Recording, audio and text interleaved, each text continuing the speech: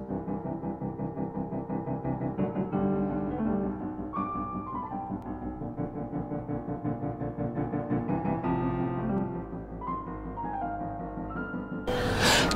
I'm Paul Pluta and welcome to Paul Pluta Prestige.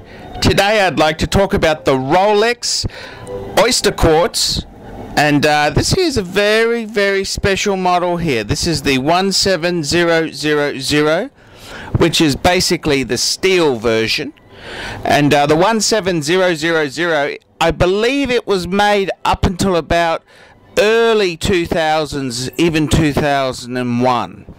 And it's probably, I think, probably the nicest of the OysterQuartz there. There's the two-tone, which is model 17013, and there's also the day date, which is in solid gold. But for me, for my money, I've always liked the 17000, and there's a beautiful example you can see on the screen here. And, you know, many people shun quartz watches, but the OysterQuartz, it was a very special model for Rolex, and it's not just a cheap quartz watch. This is actually quite a highly engineered piece of kit, and I gotta say, you know, there's many things about it that I love. I love the styling on the bracelet. You know, it's like a very modern Datejust, and there was a model that used this case, and it had an automatic machine. It's very rare, Rolex, I must say as well. But generally speaking, this is the OysterQuartz case, and it's for a quartz piece. There's actually quite a lot of workmanship in it, and look, they're a lovely piece. They're sort of a genre in themselves, and I think the OysterQuartz itself is something that is going to be quite collectible, and once stock of them on the second-hand market dries up, prices have to go up. I mean, you know, it's one of these things. It's kind of funny, you know. It's like you look at say like vintage Ferraris, and vintage Ferraris, it's always the two-seaters.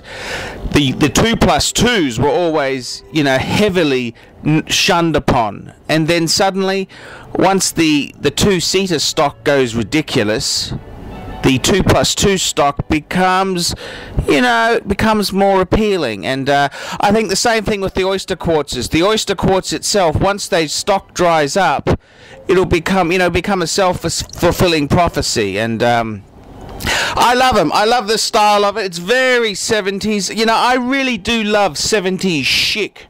And I'm a huge fan of Gerald Gentry designs. You know, I've got the AP Royal Oak, the classic Royal Oak, and I've got to say the OysterQuartz, it's got a lot of styling cues from that time period, and I think they look great. I absolutely love them.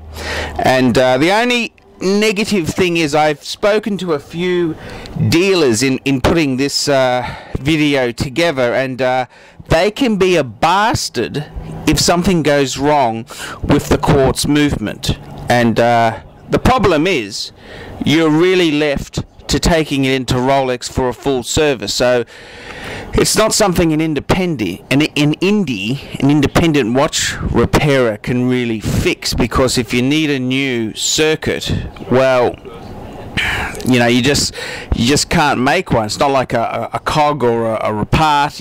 It's quite difficult. So yeah, that's the downside. And one dealer told me, he said, oh, he's been burnt a few times with OysterQuartz. He said he doesn't want to touch them, and I can understand that. You know, I years ago, I had a 70s Patek that started to play up a bit. For some stupid reason, whenever I wore it, it lost time. But whenever it was on the shelf, it was fine. And don't exactly know why, but I think it was time to quickly flick that one. And that's exactly what I proceeded to do. But yeah, the OysterQuartz, it's very, you know, it's an interesting piece. And no, I just love it because, you know, you got these people who think they're experts. They say, oh, that's a fake one. The second hand's ticking. Tick, tick, tick. It's fake, it's fake, it's fake. And you know, they're an instant expert.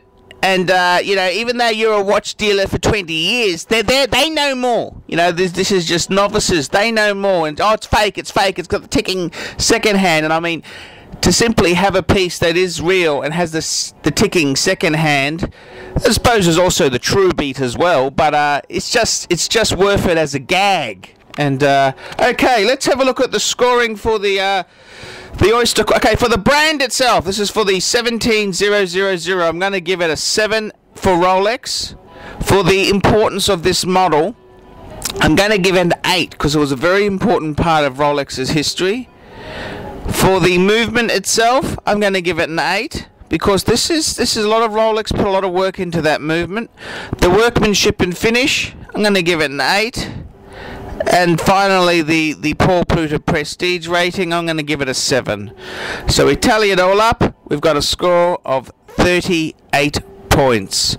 I'm Paul Pluta from Paul Pluta Prestige. I hope you've enjoyed this review on the Rolex OysterQuartz 17000.